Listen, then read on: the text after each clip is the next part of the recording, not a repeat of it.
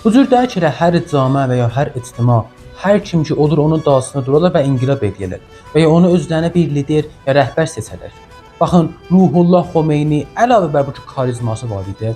Nə cür karizması vardı? Məsələn, savaş zamanı, İranın Ərağın savaş zamanı Ruhullah Xomeyni cavanlara dedi gedin savaşın və onun sözü ilə minlər cavan gedirdilər. Bu karizmadır. Sözün keçərliğidir. Əlavə bər o, Ruhullah Xomeyni bir aqil və filsuf adam idi. Əgər baxsaz Ruhullah Xomeyninin elmi sabiqəsinə, görəcəksiniz ki, neçələr bastaq yazıbdır. Qabaqsan fəlsəfə tədris edirdi.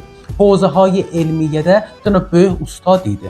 Elə heç nə deyir ki, bir nəfər dura və inqilab eləyə, sonra deyər ki, gəlin mənim dalımcan, hamı da gedə onu dalsın. Yox, bir nəfər ki, istəyir lider ola, gərək bəzi müşəxəsələr ola.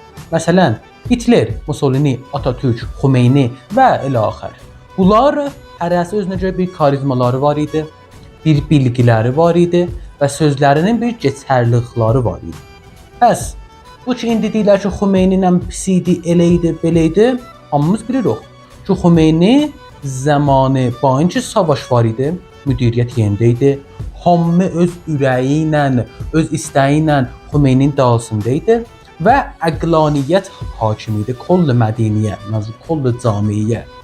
Buna görə Xomeyni böyük liderlərdən biri idi.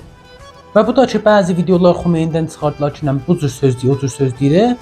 O bunu görsət ki, Xomeyni bizatlar bilmir. Bəlkə Xomeynin bilmağını görsət. Örnəyim, bir videoyu ki, Xomeynidən çox qoyurlar, bu da ki, deyir, ittilayı nədarəm. Baxın, o cür bir söz, I don't have information, ya mən bilmirəm, mənim ittilam yoxdur.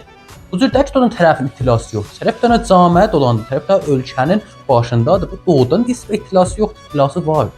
Amma qərardır, o ittilası olan sözü tərəf müqabiliyyət deməyə. Qərar da sözü gizlədə.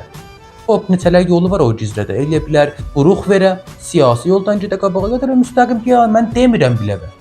İttilayına darım, amma mən demirəm biləvə. Leza, Xomeyni bir bilən və aqil insan idi.